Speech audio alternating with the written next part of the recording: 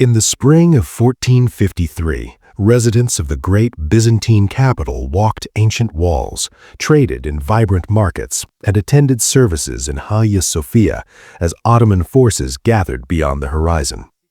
The city of Constantinople, once the pulsating heart of the Roman Empire's eastern legacy, stood as a testament to centuries of resilience.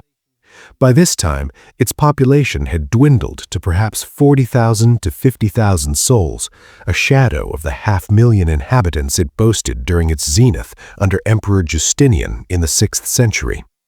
Yet life persisted in this fortified enclave, a blend of routine and quiet apprehension as the Ottoman Sultan Mehmed II amassed his armies to the west.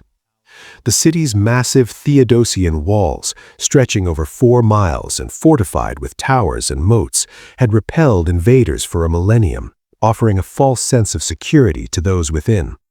Merchants haggled over spices from the east, fishermen unloaded their catches from the Golden Horn, and priests chanted in the dim glow of candlelit churches. This was the everyday rhythm of a city on the brink, where the echoes of imperial glory mingled with the whispers of an uncertain future. As dawn broke over the Bosphorus, the first rays of sunlight gilded the domes of Hagia Sophia, the architectural marvel that had dominated the skyline since its construction in 537 AD under Justinian. The church, with its vast interior capable of holding thousands, was not merely a place of worship, but the spiritual core of Byzantine life. In the early morning hours, devout citizens, men in simple tunics and cloaks, women veiled in modest stoles, made their way to morning liturgies.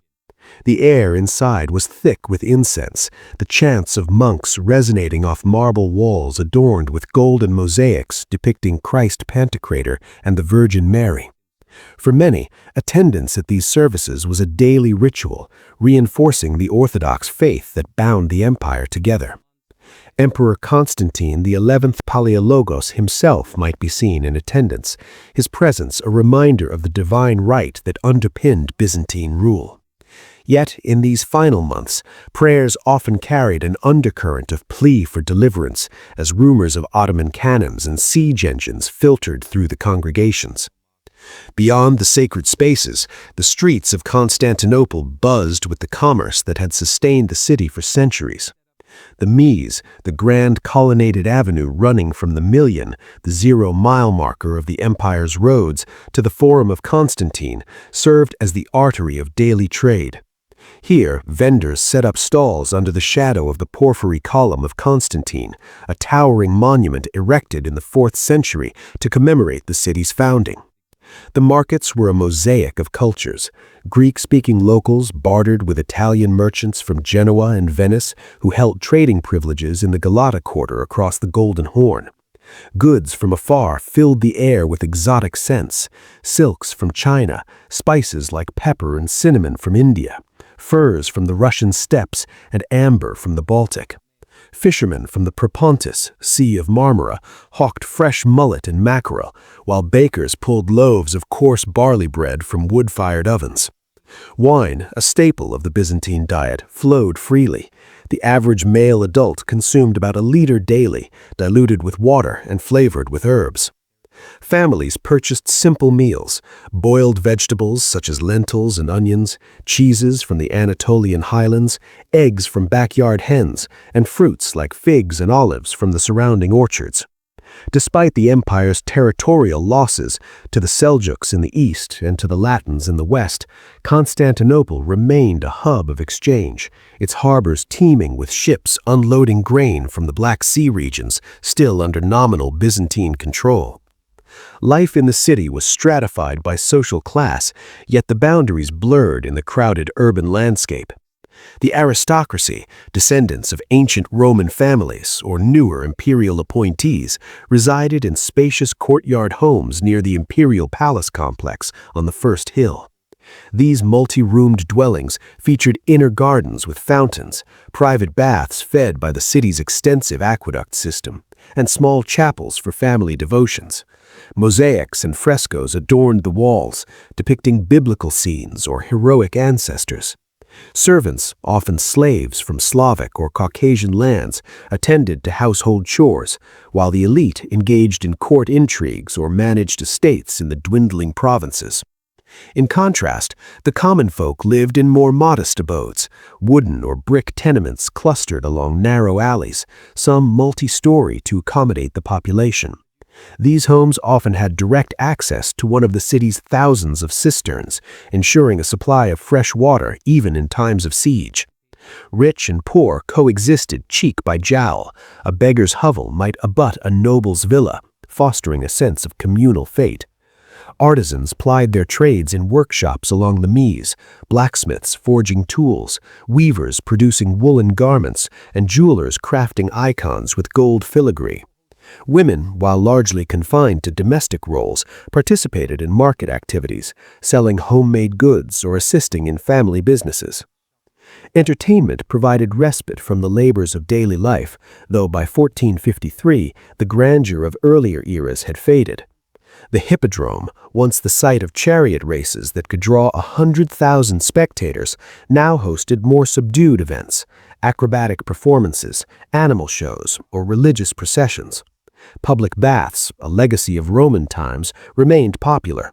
The well-off frequented luxurious thermae with hot and cold pools, while simpler establishments served the masses.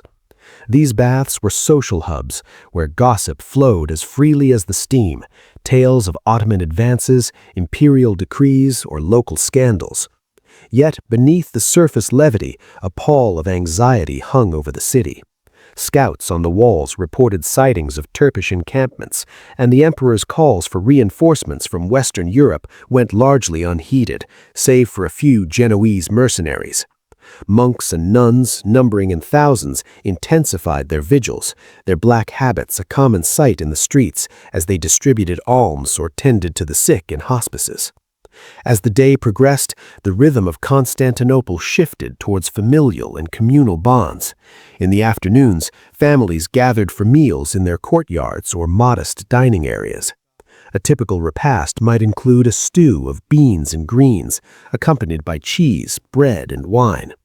Children, educated in basic literacy at monastic schools if their families could afford it, played in the streets with wooden toys or listened to elders recount tales of past emperors like Basil II, the Bulgar slayer. The elderly, respected in Byzantine society, shared wisdom drawn from scriptures or historical chronicles. Evening brought a hush as the sun dipped below the horizon, casting long shadows over the 7 hills. Some streets were illuminated by oil lamps, a remnant of the city's antique infrastructure, allowing night markets or late-night pilgrims to navigate. In taverns along the harbors, sailors and traders swapped stories over cups of resonated wine, their conversations laced with speculation about the gathering storm. The Ottoman forces, under the young and ambitious Mehmed, were building up supplies and innovative artillery, including massive cannons designed by Hungarian engineers.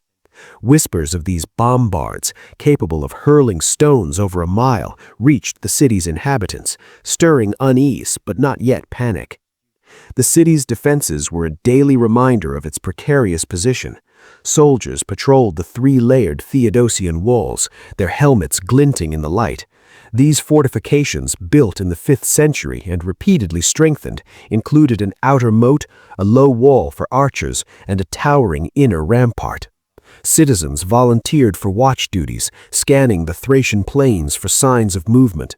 Monastic communities, such as those at the Studian monastery, contributed by praying for the city's salvation and providing food to the garrison. Women and children prepared bandages or stockpiled provisions, drawing from the granaries that still held reserves of wheat and barley. Yet life went on. Weddings were celebrated with feasts, births heralded with baptisms in neighborhood churches, and funerals conducted with solemn processions to cemeteries outside the walls. The Byzantine calendar, marked by feasts like the Annunciation in March, provided structure, blending religious observance with seasonal cycles. In this liminal period, Constantinople embodied the contradictions of a fading empire, monumental architecture juxtaposed with depopulated districts where overgrown ruins of ancient forums stood silent. Vast areas within the walls had reverted to farmland or orchards as the shrunken population clustered near the core districts. The aqueduct of Valens, a 4th-century engineering feat, still carried water from distant springs, sustaining life amid decay. Birds nested in the cracks of triumphal arches, and wildflowers bloomed in abandoned baths. Yet the city's cultural vibrancy endured. Scholars in the imperial library pored over ancient texts, works of Plato, Aristotle, and the Church Fathers, preserving knowledge that would later fuel the Renaissance. Artists created illuminated manuscripts, their pages glowing with vermilion and lapis lazuli. Musicians played lyres and flutes at banquets, evoking melodies from antiquity.